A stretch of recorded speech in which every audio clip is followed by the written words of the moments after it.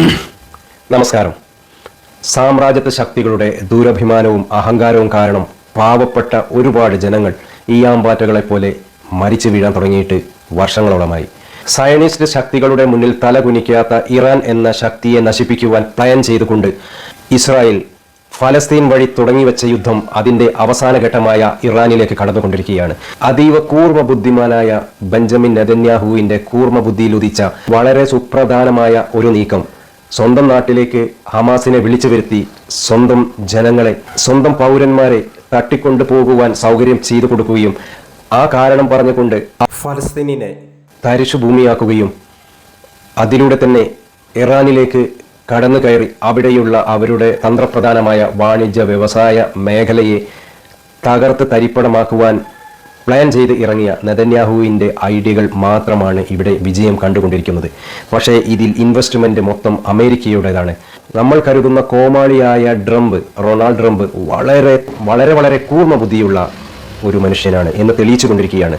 അദ്ദേഹം വളരെ നല്ല രൂപത്തിലാണ് കരുക്കൾ നീക്കിയത്. തൻ്റെ അധികാരം പോയിട്ടും മസ്കിനെ പിടിച്ചുകൊണ്ട് പണം എറിഞ്ഞുകൊണ്ട് വ്യവസായത്തിൻ്റെ പേര് പറഞ്ഞുകൊണ്ട് പല പേര് പറഞ്ഞുകൊണ്ടും അദ്ദേഹം ഭരണത്തിൽ കയറി. ഭരണം പിടിച്ചതോടുകൂടെ അദ്ദേഹത്തിന് അമേരിക്കയെ എന്താക്കണം, ലോക പോലീസായിക്കൊണ്ട് നിലനിർത്തണം. മറ്റ് പല കൂട്ടുകെട്ടുകളും അതേപോലെ അറബ് രാജ്യങ്ങളുമായിട്ടുള്ള മറ്റ് നാടിൻ്റെ ചൈനയുടെയും റഷ്യയുടെയും അതുപോലുള്ള ഇറാൻ്റെയും എല്ലാം കൂട്ടുകെട്ട് തകർത്ത് തരിപ്പണമാക്കിക്കൊണ്ട് പഴയ മേധാവിത്വത്തിലേക്ക് തന്നെ അമേരിക്ക തിരിച്ചു വരണമെന്നുള്ള പ്ലാനിങ് വളരെ തന്ത്രപൂർവ്വം അദ്ദേഹം അത് നടപ്പാക്കിക്കൊണ്ടിരിക്കുകയാണ്.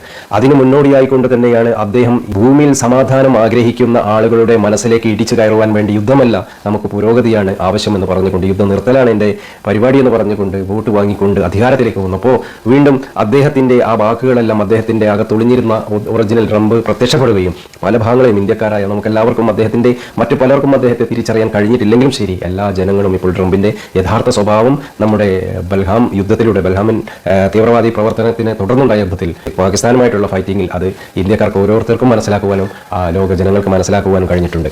എന്നാൽ ഇവിടെ അവരുടെ എല്ലാ പദ്ധതികളും അവരെങ്ങനെയാണോ പ്ലാൻ ചെയ്യുന്നത് അതേ രൂപത്തിൽ വിജയിച്ചു കൊണ്ടിരിക്കുന്ന കാര്യങ്ങളാണ് ഇവിടെ കണ്ടുകൊണ്ടിരിക്കുന്നത്. അവർ പ്ലാനിങ് ചെയ്യുന്നത് വളരെ സൂക്ഷ്മമായിക്കൊണ്ടാണ് പ്ലാൻ ചെയ്യുന്നത്. എല്ലാം വെട്ടി തുറന്ന് പറയുന്നതിന് പകരം വളരെ സീക്രട്ട് ആയിക്കൊണ്ട് കാര്യം നിൽക്കുന്നു. കാല് പിടിക്കേണ്ടയിടത്ത് പിടിക്കും, താഴേണ്ടയിടത്ത് താഴും.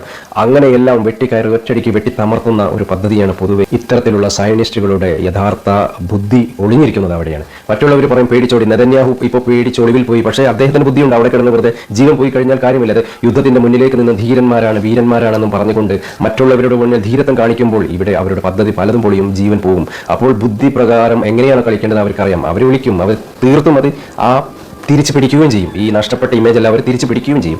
അതുകൊണ്ട് തന്നെയാണ് നെതന്യാഹുവിൻ്റെ മാർഗം തന്നെയാണ് ഒളിയേണ്ടടുത്ത് ഒളിയുക, പതിയേണ്ടടുത്ത് പതിയുക, അടിക്കേണ്ടടുത്ത് അടിക്കുക. അത്തരത്തിലുള്ള ഒരു മാർഗം തന്നെ മറ്റുള്ളവരും ഏറ്റെടുക്കുകയാണെങ്കിൽ ലോകം എന്നോ അവസാനിക്കും. സമാധാനത്തിൻ്റെ മാർഗത്തിൽ യുദ്ധം ചെയ്യുന്ന ഒരു ടീമും കൊന്നു തള്ളുവാൻ വേണ്ടി കുഞ്ഞുങ്ങളോ സ്ത്രീകളോ പ്രായമുള്ളവരൊന്നും നോക്കാതെ കൊന്നു തള്ളുവാൻ വേണ്ടി ഒരു ടീമും ഇവിടെ യുദ്ധം ചെയ്യുമ്പോൾ ഭൂമിയിൽ അവശേഷിക്കുന്ന ശേഷിപ്പുകൾ വരുന്നത് കാരുണ്യ പ്രവർത്തനം ചെയ്യുന്ന, ഭക്ഷണം എത്തിച്ചു കൊടുക്കുന്ന, വെള്ളം എത്തിച്ചു കൊടുക്കുന്ന, സഹായങ്ങൾ ചെയ്തു കൊടുക്കുന്ന, മെഡിസിൻ എത്തിച്ചു കൊടുക്കുന്ന നല്ലൊരു സമൂഹം, ഒരു കമ്മിറ്റി, ഒരു സമൂഹം ഈ ലോകത്ത് ഇപ്പോഴും അവശേഷിക്കുന്നു എന്നതുകൊണ്ട് മാത്രമാണ്. അവരുടെ ജീവൻ പണയം വെച്ചുകൊണ്ടാണ് യുദ്ധഭൂമിയിൽ അവർ ഭക്ഷണവും മരുന്നും എല്ലാം എത്തിച്ചു കൊടുക്കുന്നത്. അപ്പോൾ അത്തരത്തിലുള്ള ഒരു മാനസികമായിട്ടുള്ള ഉറപ്പ് അവർക്ക് പോയി കഴിഞ്ഞാൽ 1-2 ആഴ്ചയ്ക്കുള്ളിൽ തന്നെ എല്ലാ മനുഷ്യരും ഭക്ഷണം കിട്ടാതെ ഇവിടെ മരിച്ചു തീരുക തന്നെ ചെയ്യും.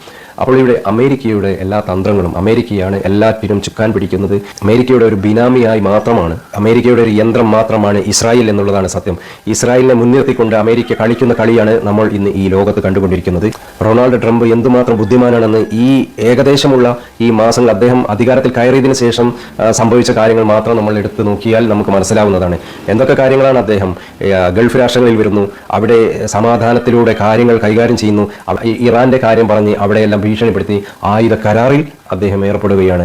കരാറുകളെല്ലാം കഴിഞ്ഞു. ഇനി എത്രയും പെട്ടെന്ന് ആ കാശ് അടിച്ചു മാറ്റണം. എത്രയും പെട്ടെന്ന് ആ കാര്യങ്ങൾക്ക് വേണ്ടിയുള്ള കാശ് ഗൾഫ് എത്ര രാഷ്ട്രങ്ങൾ ചെന്ന് ഒപ്പിട്ടിട്ടുണ്ടോ ആ കാശുകൾ എത്രയും പെട്ടെന്ന് അവരുടെ ഖജനാവിലേക്ക് എത്തണം, അവരുടെ ബിസിനസ്സിലേക്ക് ഇറങ്ങണം. അതിനുവേണ്ടി ഇറാനെ ഒന്ന് ഇളക്കി വിട്ട് കഴിഞ്ഞാൽ ഇപ്പോൾ എത്രയും പെട്ടെന്ന് ആയുധങ്ങൾ ഗൾഫ് രാഷ്ട്രങ്ങൾ സമീപ രാഷ്ട്രങ്ങളിലേക്ക് അടിച്ചു കയറ്റി അവിടുന്ന് പഴയ സാധനങ്ങളെല്ലാം അടിച്ചു കയറ്റി കൊണ്ടുവന്ന് ഡംപ് ചെയ്യുവാനുള്ള ഒരു ചാൻസ് ഇവിടെ ഉണ്ടാക്കി വെച്ചു. അതിനോട് കൂടെ തന്നെ ഇറാന്റെ ഭീഷണിയിൽ നിന്നും ഉയർന്നു വരുന്ന ഇറാൻ, അതുപോലെ ചൈന, റഷ്യ, ഇതുപോലുള്ള ഒരു കൂട്ടുകെട്ട് അതിൻ്റെ അച്ചുതണ്ടിൽ തന്നെ കയറി അടിച്ച് അത് തകർക്കാൻ വേണ്ടിയിട്ടും അമേരിക്കയ്ക്ക് സാധിക്കുന്നു എന്നുള്ളതാണ്. എണ്ണ മേഖലയിലേക്ക് എവിടെ ഒരു യുദ്ധം ഉണ്ടാകും, പ്രത്യേകിച്ചും ഇറാൻ ഇത്തരത്തിലുള്ള ഭാഗങ്ങളിലെല്ലാം പ്രത്യേകിച്ചും ഇറാനിലൊരു യുദ്ധമുണ്ടാകുമ്പോൾ ഏറ്റവും കൂടുതൽ ഇവിടെ അതിൻ്റെ കഷ്ടതകൾ അനുഭവിക്കും. ജീവൻ അവർക്ക് പോകുമ്പോൾ ജീവിതത്തിലുള്ള കഷ്ടപ്പാടുകൾ അനുഭവിക്കേണ്ടി വരുന്നത് ഇന്ത്യയിലുള്ള പാവപ്പെട്ട ജനങ്ങളാണ് എന്നുള്ളതാണ് വസ്തുത. എത്ര തന്നെ ഇവിടെ വില കുറഞ്ഞ് കിട്ടിയിട്ടും റഷ്യയിൽ നിന്നെല്ലാം ബാരൽ കണക്കിന് കുറഞ്ഞ വിലക്ക് കിട്ടിയ പെട്രോൾ ഇവിടെ പാവങ്ങൾക്ക് എത്ര കൂടിയ വിലക്ക് വിറ്റ് ഒഴിവാക്കുന്ന നമ്മുടെ പ്രിയപ്പെട്ട ഇന്ത്യൻ സർക്കാർ ഇത്തരത്തിലുള്ള ഒരു യുദ്ധത്തിന്റെ പേര് പറഞ്ഞുകൊണ്ട് ഇനി എന്തുമാത്രമാണ് അതിലേക്ക് പെട്രോളിയത്തിന്റെ കാശ് വർദ്ധിപ്പിക്കാൻ പോകുന്നത്. സമീപ ദിവസങ്ങളിൽ തന്നെ നമുക്ക് അത് എഫക്ട് ചെയ്യുന്നതാണ്, നമുക്ക് അറിയാവുന്നതാണ്.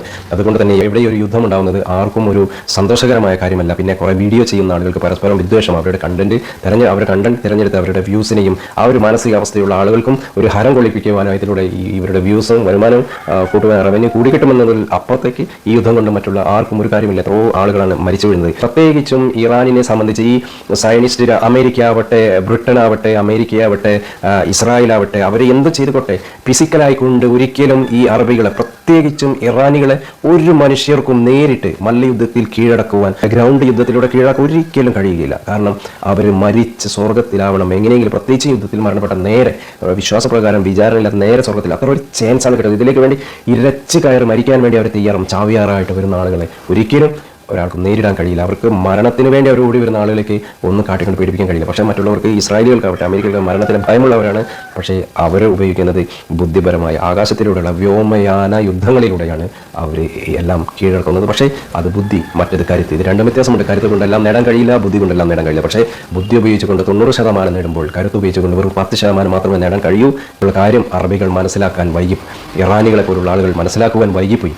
അതുകൊണ്ടാണ് ആയുധങ്ങൾ ഒരുപാട് കൂട്ടിവെച്ചത് ഒരു കാര്യമില്ല. ഇപ്പോൾ മനുഷ്യരെ ഫേസ് സെർച്ച് ചെയ്തുകൊണ്ട് അവിടെ മാത്രം ബോംബിങ് ചെയ്തു വരുന്ന ഡ്രോണുകളും അതുപോലുള്ള കറക്റ്റ് അതുപോലെ തന്നെ ഓരോ പ്രവർത്തനത്തിൻ്റെ മേഖലയിലേക്കും അവരുടെ പ്രവർത്തകരെ തന്നെ മൊസാദിൻ്റെ ഏജൻസികളാക്കി അവർക്ക് മാറ്റാൻ കഴിയുന്നുണ്ടെങ്കിൽ എന്തുമാത്രം വർഷങ്ങളെ കൊണ്ട് അത് മനസ്സിലാക്കി എല്ലാം ഒപ്പിയെടുത്തുകൊണ്ടാണ് അവർ മുന്നോട്ട് പ്രവർത്തിച്ചു പോകുന്നത് എന്നുള്ളത് നമുക്ക് മനസ്സിലാക്കാം. അതുപോലെ തന്നെ ഒരിക്കലും നമ്മുടെ ഇസ്രായേലിനെ എല്ലാവർക്കും ഇല്ലാതാക്കാം എന്നുള്ള കാര്യങ്ങൾ അത്ര പെട്ടെന്ന് നടക്കുന്ന കാര്യമൊന്നുമല്ല. എത്ര തന്നെ അടിച്ചാലും ശരി, അവർ പല മേഖലയിലൂടെ, കാരണം കമ്മ്യൂണിക്കേഷനാണ് ഏറ്റവും വലിയ ആയുധങ്ങളെ നിയന്ത്രിക്കുന്നതും അതിൻ്റെ സ്പോട്ടിൽ കൊണ്ടുചെന്ന് ബ്ലാസ്റ്റ് ചെയ്യുന്നതും. പക്ഷേ ആ മേഖലയിൽ കയറി കളിച്ചു കഴിഞ്ഞാൽ ഇതെല്ലാം വെറും കല്ലിൻ്റെയും മണ്ണിൻ്റെയും ഉപകാരം മാത്രമുള്ള ഒരു മിസൈലുകളും പൊന്തുകയില്ല, ഒരു ഫൈറ്റർ ജെറ്റുകളും പറക്കുകയില്ല, ഒന്നുമില്ല. എല്ലാം നെറ്റ്വർക്കുകളാണ്. ഇതിൽ കയറി കളിച്ചു കഴിഞ്ഞാൽ അത് കളിക്കുവാനുള്ള ബുദ്ധിയാണ് ഇസ്രായേൽ. ആ ശൃംഖലയിൽ കളിച്ചുകൊണ്ട് എല്ലാം തകർക്കുവാനുള്ള ഈസിയായ മാർഗ്ഗമാണ് അവർ പ്രാക്ടീസ് ചെയ്യുന്നതും അവർ ഉപയോഗിക്കുന്നതും. അതുകൊണ്ട് തന്നെ മല്ലയുദ്ധത്തിലല്ല ഇവിടെ എല്ലാം വിജയിക്കുന്നത്. ബുദ്ധിപ്രകാരമുള്ള നീക്കങ്ങൾ എല്ലാ രാഷ്ട്രങ്ങളും ചെയ്യുമ്പോൾ മാത്രമേ എല്ലാവരും സമാധാനത്തിലേക്ക് വരികയുള്ളൂ എന്നുള്ളതാണ് ഇതിൻ്റെ പരിപൂർണം. ഇവിടെ ഒരുപാട് കാര്യങ്ങൾ ഒരിക്കലും ഇസ്രായേലിനെ തോൽപ്പിക്കുവാനോ ഇറാനെ തോൽപ്പിക്കുവാനോ ഈ യുദ്ധത്തിലേക്ക്, അതായത് ഇപ്പോൾ ഈ ഇസ്രായേലിലേക്ക് ഇടയ്ക്കിടയ്ക്ക് വന്നുകൊണ്ടിരുന്ന വാണം അവർക്ക് അത്രയേ ഉള്ളൂ. ഈ ഫലസ്തീനിനെ സംബന്ധിച്ച് അത്രയേ ഉള്ളൂ. ഈ ഫലസ്തീൻ 1-2 ആഴ്ച കൊണ്ട് തീർക്കാവുന്നതേ ഉള്ളൂ. പക്ഷേ അവർ ഉദ്ദേശിച്ച രൂപത്തിലുള്ള തരിശു ഭൂമിയാക്കി എല്ലാ ബില്ലുകളും നശിപ്പിച്ച് അവർ ഉദ്ദേശിച്ച രൂപത്തിൽ ഇത് തകർത്ത് തരിപ്പണമാക്കുവാനും വീണ്ടും ഇതിലേക്കുള്ള വലിയ കൺസെഷൻ ലോബികളിലേക്ക് ഇത് വരുമാനം എത്തിക്കുവാനും, ഇതെല്ലാം ഒരു ബിസിനസ്സാണ്. കുറേ അതിനിടയ്ക്ക് കുറേ പാവപ്പെട്ട മനുഷ്യർ മരിച്ചു പോകും എന്നുള്ള സങ്കടമുള്ളൂ. ഇത് ഭൂലോകത്ത് നടക്കുന്ന ഒരു തരം ബിസിനസ് ശൃംഖലയാണ്. ഇനി എന്തുമാത്രം പ്രൊഡക്റ്റുകൾ, സിമെൻ്റ് ആവട്ടെ, കമ്പിയാവട്ടെ, മറ്റു മെറ്റീരിയൽസ് ആവട്ടെ, എന്തുമാത്രം പ്രൊഡക്റ്റുകൾ ഉൽപ്പാദിപ്പിക്കപ്പെടും. അതേസമയത്ത് ഉണ്ടാക്കിയ ബിൽഡിങ്ങുകളോ അതുപോലെ വർഷങ്ങളോ 10-50 വർഷം നിന്ന് കഴിഞ്ഞാൽ ഇതൊന്നും സാമ്പത്തികമായിട്ട് എല്ലാവരും കൂപ്പുകുത്തും. അപ്പോൾ ഇതെല്ലാം ഭൂമിയിൽ നടന്നുകൊണ്ടിരിക്കുന്ന കാര്യങ്ങളാണ്. ഇതിലൊന്നും പ്രത്യേകിച്ചൊരു കാര്യവുമില്ല. അപ്പോൾ ഇതാണ് യഥാർത്ഥത്തിൽ ഇപ്പോൾ നടന്നുകൊണ്ടിരിക്കുന്നത്. ഇറാൻ ഈ യുദ്ധത്തോടുകൂടെ വളരെ അങ്ങേയറ്റം സാമ്പത്തികമായി അധപതിക്കുക തന്നെ ചെയ്യും. ചൈനയും റഷ്യയും വാക്കുകൊണ്ടോ ചെറിയ 1-2 ആയുധം കൊടുത്തുകൊണ്ട് പിന്താങ്ങിക്കൊണ്ട് നിൽക്കും. പക്ഷേ ഇറാൻ്റെ നാശത്തിലേക്കാണ് ഈ യുദ്ധം പോകുന്നത്. അതേസമയത്ത് ഇസ്രായേൽ പരിപൂർണമായിട്ട് നശിപ്പിക്കാൻ കഴിയും. പക്ഷേ വൻ ശക്തികൾ ഇസ്രായേലിനെ സപ്പോർട്ട് ചെയ്ത് നിൽക്കുന്നത് കാരണം കൊണ്ട് തന്നെ, മാത്രമല്ല അവിടെ നെതന്യാഹു മുങ്ങി സേഫായ ഒരു സ്ഥലത്ത് പോയിട്ടുണ്ട്. അതുകൊണ്ട് തന്നെ ഇസ്രായേലിനെ സംബന്ധിച്ചിടത്തോളം ചെറിയ ബില്ലിങ്ങൾക്ക് തകർച്ച, കുറച്ച് ആളുകൾ മരിക്കുക എന്നതിലപ്പുറം കാര്യമായിട്ട് പ്രശ്നങ്ങളൊന്നുമില്ല. ഇസ്രായേലിന് വേണ്ടിയിട്ടുള്ള എഗ്രിമെൻ്റ് ഉണ്ടാക്കുമ്പോൾ അവർക്ക് അവർ ഉണ്ടാക്കി കൊടുത്ത ടെക്നോളജിയിൽ ഉണ്ടാക്കി കൊടുത്ത ആയുധങ്ങൾ തിരിച്ചു വിളിച്ച് ഇവർക്ക് വേണ്ടി നിലനിൽപ്പിന് വേണ്ടിയിട്ട് യുദ്ധം ചെയ്യുന്നു എന്നതാണ് യഥാർത്ഥത്തിൽ നടക്കുന്നത്. അതാണ് ഇവിടെ ഈ യുദ്ധത്തിൻ്റെ അവസാനം സംഭവിക്കാൻ പോകും. അതൊക്കെ തന്നെയാണ്. പക്ഷേ ഈ യുദ്ധത്തിൽ ഇതിൽ പ്രത്യേകിച്ചും കേരളത്തിലെ ആളുകളായിരിക്കും കഷ്ടതകൾ ഏറെ അനുഭവിക്കാൻ പോകുന്നത് എന്നുള്ളത് ഏതാനും ദിവസങ്ങൾക്കുള്ളിൽ തന്നെ നമുക്ക് മനസ്സിലാക്കാവുന്നതാണ്. നന്ദി, നമസ്കാരം.